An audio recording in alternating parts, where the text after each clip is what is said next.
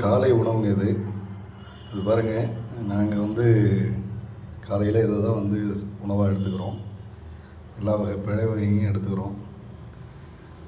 பாருங்கள், உங்களுக்கு இது வந்து கருப்பு திராட்சை, ரத்தம் ஊறுறதுக்கு நல்லதும்பாங்க. பாதாம் பால், பாதாம், சப்போட்டா, மாதுளை, திராட்சை, ஆப்பிள், வெள்ளரிக்காய், மெயினாக பார்த்திங்கன்னா ரொம்ப முக்கியமானது நெல்லிக்காய் தாங்க மெயினாக தான் இருக்குது.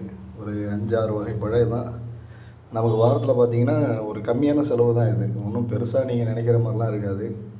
ஒரு 500 600 வாங்கினா போதும் வாரத்துக்கே. ஒரு நாளைக்கு ஒரு பழம், 2 பழம், அதுலேயும் ஒன்று அப்படிங்கிற மாதிரி தாங்க இதை யூஸ் பண்ணிக்கிட்டு இருக்கோம். ரொம்ப ஒரு நல்ல ரிசல்ட் இருக்குது.